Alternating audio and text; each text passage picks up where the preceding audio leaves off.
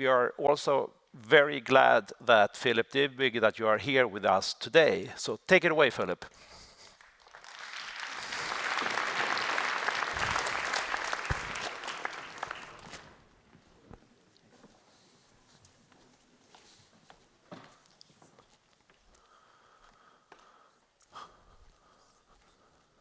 So thank you so much, John, and the prize committee and everybody else involved with this amazing week in Stockholm. I want to talk about the second paper Doug talked about, because that's seems like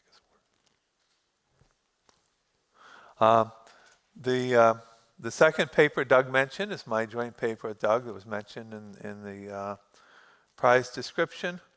And I want to focus on multiple equilibria, which is one feature of the model. And it was a theme in my research before this paper. And I want to give a call out to my co-authors on the prior research and talk about it. Having multiple equilibria, Doug mentioned that. There's an equilibrium with bank runs, and in our model, and there's an equilibrium without bank runs. And there were actually sprinkled through the literature some descriptions of multiple equilibria. But I think at that time, multiple equilibria was largely viewed as a defect in models. That we had a statement in the introductory macro course that says, basically, they wanted you to have enough equations to determine the equilibrium. It says if you don't have an equilibrium model, it's not a real.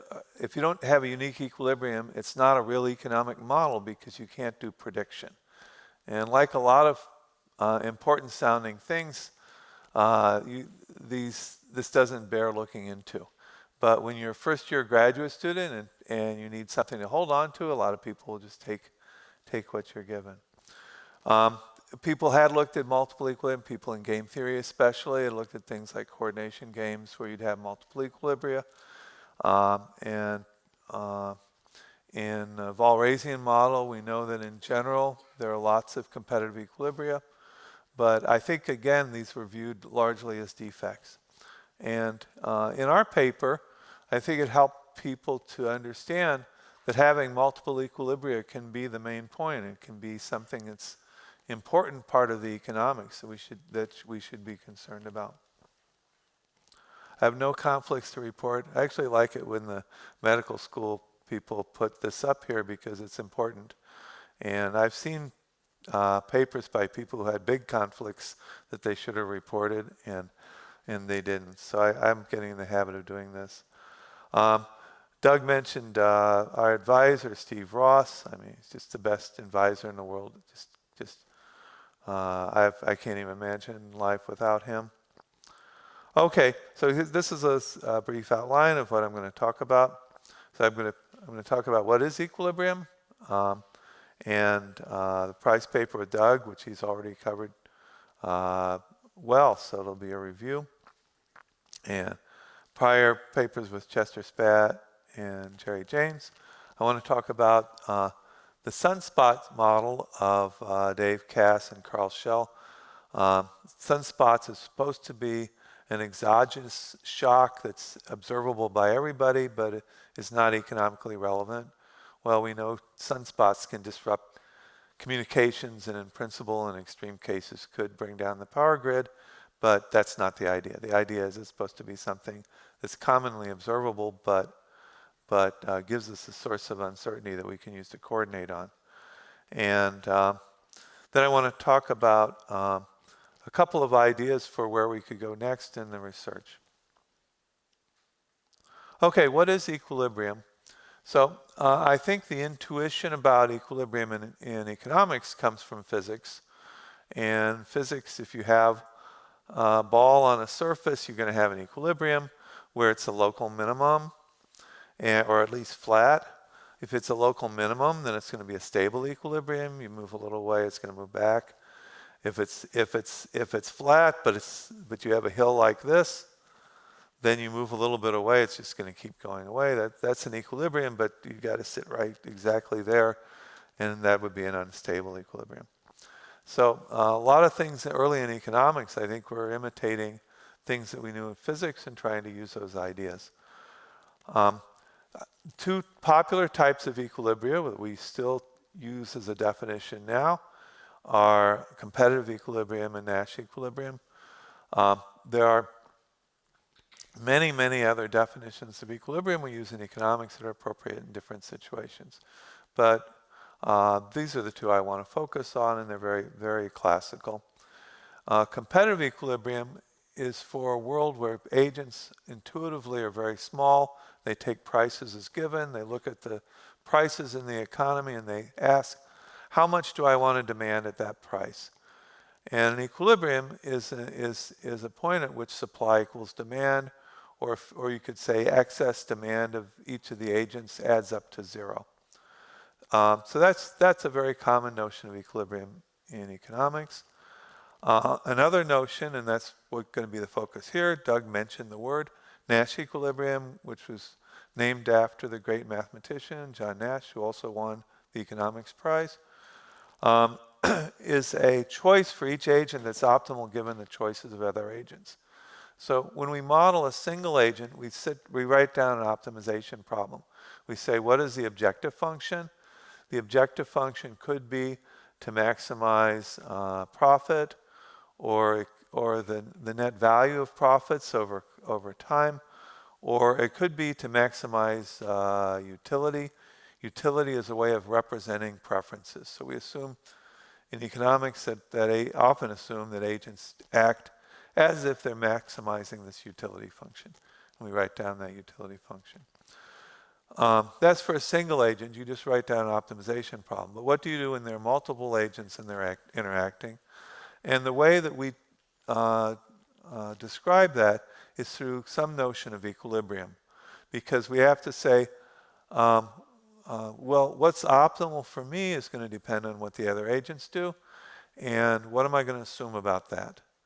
And in Nash equilibrium, the assumption is simple. It's that that everybody is making choices that are consistent in the sense that what I assume that they're doing is what they're going to want to do if they assume the same thing about what other people are doing, and they're assuming that I'm doing what I'm going to choose optimally. So that's a notion of Nash equilibria.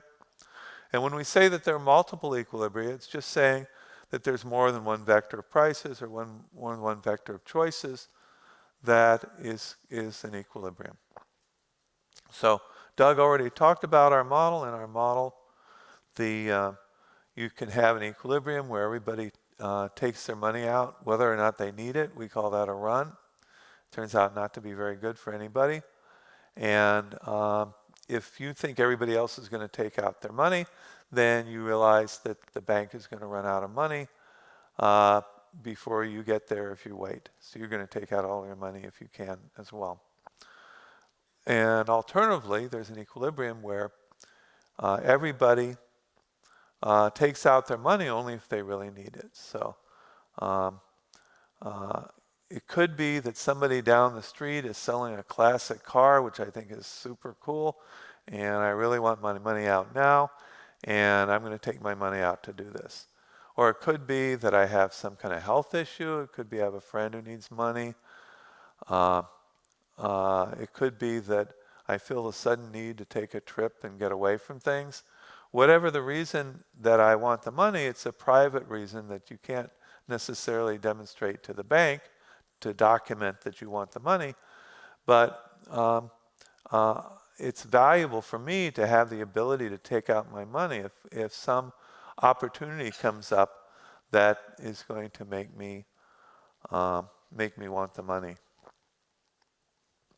And so that's what the feature of liquidity that Doug talked about. So here's a picture of Doug. His picture of us is much cooler. I'm jealous, but I'm grateful too because I like seeing that picture. You know, I want to talk a little bit about Doug. He and I have worked together a lot. I can't remember ever having a real fight. we would have little arguments, and the arguments were about, because we both wanted the research to be as good as possible, the paper to be as good as possible. So one of us would say, let's assume this, and the other one would say, no, we can't assume that, it'll be impossible to solve. Let's assume this other thing. And the first one will say, yeah, we can't solve that, it throws away all the economics, and we go back and forth. But never any unpleasantness. It was just like we both really wanted everything to work well. Just as superior co-author. Anyway, so back to the paper. So if you this idea that you may want your money out, and you may want to get it out early, and it's because of a private shock that you can't document to the bank, is a notion that you like liquidity. And so when you have something that looks like bank deposits, when you can get your money out whenever you want to, that has liquidity, and you value that because you don't really know, as Doug put it, how long you want your money in, or as I'm putting it in, and both are consistent with our model, an opportunity comes up where you really value using the money more than you normally do. And so that's something that's valuable for the depositor, for the customer. But bank assets are illiquid. They pay a lot more if you leave them in. So let's say that the bank has made a loan to a shopping center, and you have a half-completed shopping center sitting there.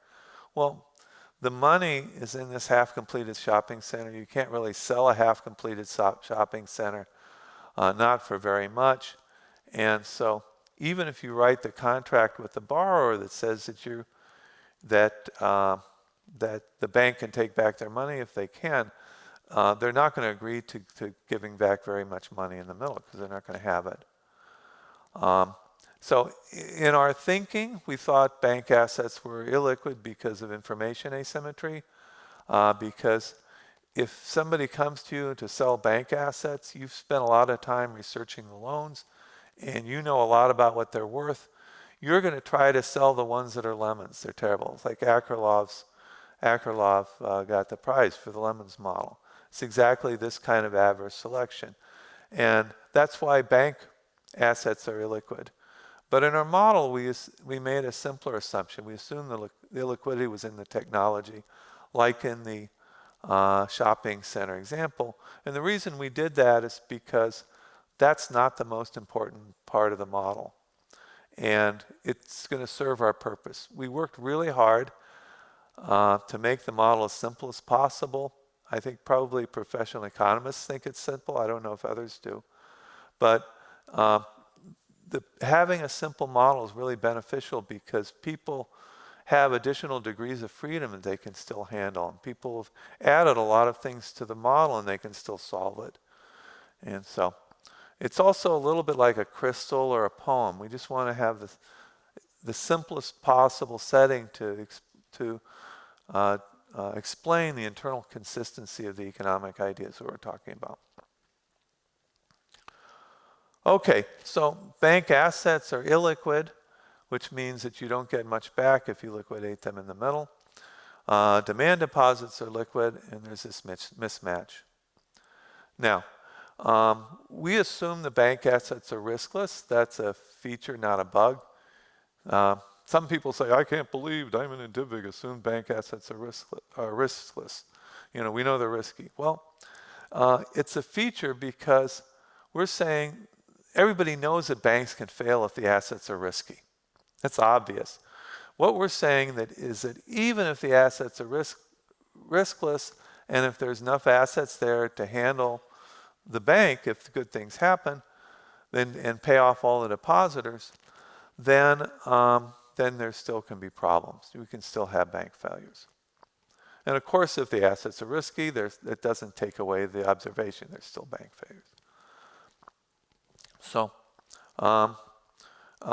because of this, there are multiple equilibria. There's a good equilibrium when people withdraw only when the money is needed. There's a bad equilibrium, the bank run, when everybody takes their money out, whether they need it or not.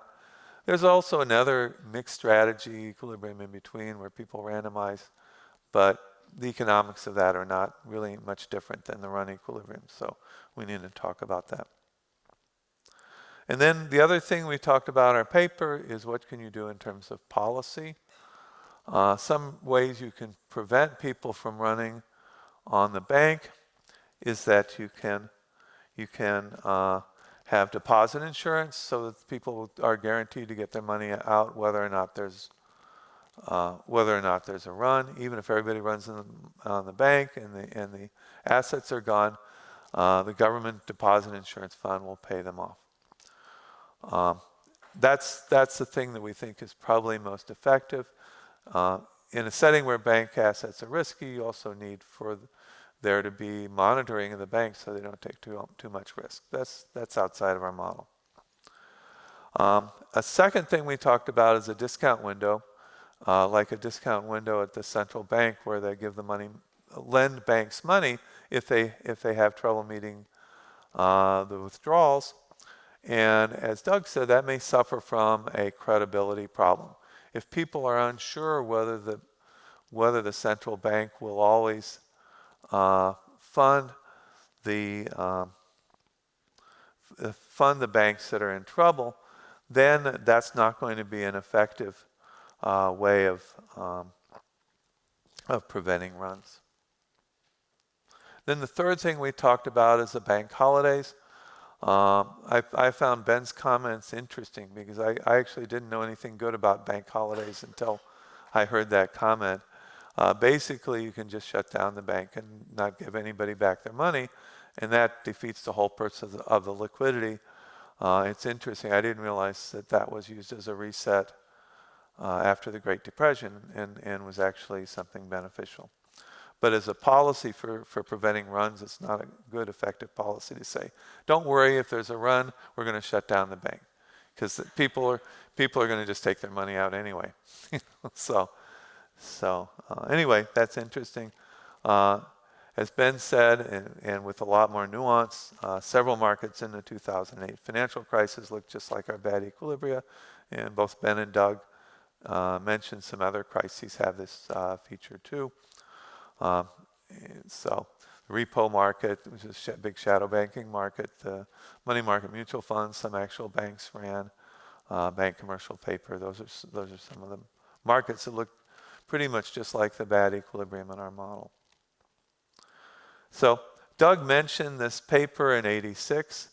I stand by most of the stuff in the paper. I think the description of money market funds is kind of accurate, but a little embarrassing. It says, ignoring some extreme times, you can think of the money market funds as being very safe because they have normally liquid assets and liquid liabilities. But actually, the extraordinary times are the interesting times, and the assets became illiquid during the financial crisis. But anyway, about this quote.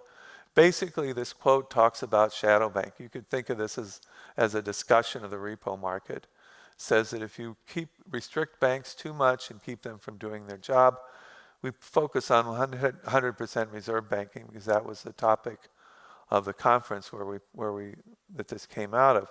But basically, if you don't let banks do your job, then some other institutions can arise that will try to replace banks in their function, like the repo market and these other types of markets. But it's risky because the bank liquidity may not be surplus liquidity, and it probably isn't. And it also can reduce instability because the new firms that move in to fill the vacuum left by banks may have runs. And so we saw that in the financial crisis. The run on the repo market was a big part of the contraction of the economy. But anyway, I like our policy piece. I think a lot of it stands up. And Doug says it's kind of a shame we haven't written more papers, but that could still happen. So we already talked about the good equilibrium and the bad equilibrium. Doug talked about it, and I talked a little bit about it. But basically, if you don't need the money out, you don't run in the good equilibrium, but you do run anyway in the bad equilibrium. Take your money out. Okay, so I want to move on to talk about some of the joint papers that I did with other co-authors that had multiple equilibria. This is a paper called Adoption Externalities of Public Good. It's with Chester Spett. Chester was my good buddy in graduate school. He's a year ahead of me and showed me the ropes. In this paper, we have like adoption of a technology.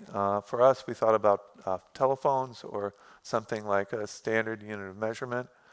And if whether you want a phone or not depends on who else has a phone. Equilibrium in this looks a lot like the bank runs model. If everybody else has a phone, you probably want to pay the money to buy a phone because all your friends will have phones and you can talk to them. If nobody else has a phone, you don't want a phone, you have to pay for it, but you don't get any benefits. And so this is very similar to bank runs models. It is that everybody else, you like to do what everybody else is doing. And so that was something that was an influence on me in thinking about the bank run paper. Second paper with Chester that had multiple equilibrium is about consumer information and product quality. And in this story, you have a restaurant that's producing food, and the higher quality is more expensive to produce. And the question is the customers, how much will they pay? It depends on what quality they expect. And one equilibrium is always to offer the lowest possible quality. You expect junk and you get junk. And so you don't pay very much. But there are also equilibria where larger quality is offered, and how much larger can be offered depends on how good the consumer's information is. So this paper was written before the internet, and so if you have a restaurant on the highway and it takes a long time for a typical person to return, or maybe they never return, then people don't have very good information. And that's why you have an alternative way of certifying quality for restaurants on the highway. They tended to be chain restaurants. So that's a different mechanism. But this is a case where the important question is about multiple equilibria.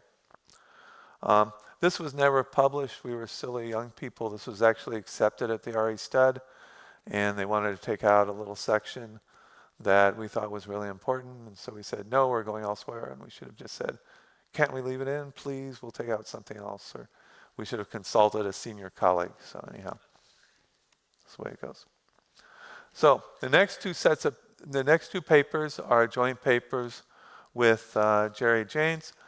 He was a professor. He was my professor at Penn, and I think quite accidentally he moved to Yale at the same time as I moved to Yale as a student with my advisor, Steve Ross.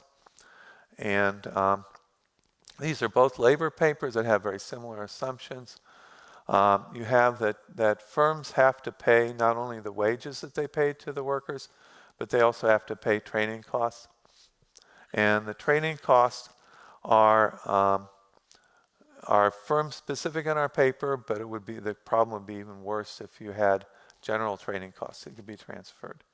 So the thing that's going on is that you can get an unemployment in this model, very similar to what Keynes described, because if you have some unemployment, so there are people who are willing to work at less than the prevailing wage, and you have a bunch of firms that are offering the same wage that's higher than the competitive wage would be, you may not be able to enter and make a profit, because when you enter, the people in your firm are going to have applications in at the firms that pay more, and you're going to incur a higher training cost than the other firms.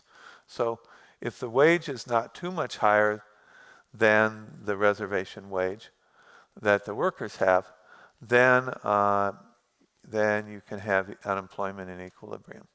And this is a little similar to some things Farmer has done. Keynes says, the postulates to the classical theory are applicable only to a special case, and it's a limiting point of the possible positions of equilibrium. That's consistent with our model. We never published this or other paper because we both moved in very different directions in our careers. And he a couple years after this was on a commission studying the status of black people in the United States, and I moved more into finance, but I think these are interesting papers, so I want to give a call out to Jerry. The other paper has very similar assumptions. The difference is we have multiple wages that are offered, and you can have firms offering multiple wages. If my firm offers a higher wage than you, that costs me more, but I'll also have a lower quit rate. And there's features of the distribution that make you just indifferent. And so you can get wage dispersion. I also want to give a shout out to Carl Schell. Carl was one of my mentors, and he has his paper with Dave Cass. So in the bank runs model, one thing we thought about a little bit is, well, why would you ever, if you're going to have the run equilibrium, why would you put your money in? There's going to be a run equilibrium, you don't do that. Well, the answer is in this sunspots model. So sunspots model says if you have multiple equilibria and you have some randomness that you observe, that everybody observes, you can select the equilibrium based on that. So it could be that you only have 1% of the time when the sunspots are really big or really small, whatever they are, when you have the bank run equilibrium, then it may still pay to put your money into the bank. So that's a useful note. I also want to mention that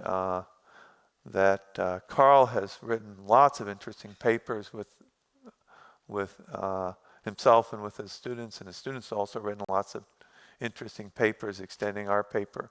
So it's part of the reason that people are so familiar with our paper. I want to mention a couple ideas for further work. Manju Puri has looked at actual bank runs, and at least to my mind, and with a bunch of co-authors, at least to my mind, the simple equilibrium in our model or the continuous or the multi-period models I've seen don't look so much like the equilibria in that model. I think there's some opportunities to do that. I don't think that invalidates our model as something that's useful for stability, but I also think would be interesting to get better fit with the empirics. David Pierce has a concept of rationalizability. He was a student when I was teaching at Princeton. Bernheim also has another concept. One of the things about Nash equilibrium is a little unsatisfying is that how do people know what Nash equilibrium everybody else is thinking about? And rationalizability says, well, all I can impose is really that everybody in the economy has some reasonable idea that's consistent with the reasonable ideas that other people could have. And that'll give you a larger set of equilibrium and maybe could help us to fit, for example, the empirical results of Manju. Here's some other mentors. Mike McGill was an undergraduate professor whose graduate economics course I took without any prerequisites. But since half of it was Hamiltonians and physics stuff, and I was a physics major, it worked out. He also helped me to figure out graduate schools, and these others are all mentors from graduate school, all very helpful in my career. So anyway, it's been a lot of fun thinking about the prize paper and some of the roots that, in terms of thinking about multiple equilibria in some of my earlier papers. And I'd like to thank my colleagues, co-authors, mentors. It's really great that I've been able to interact with you.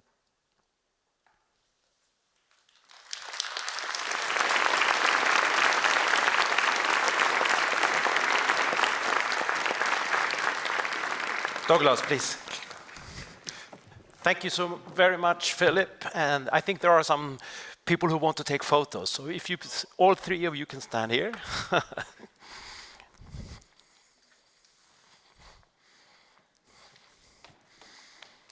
And we take the opportunity to give them a big applause again.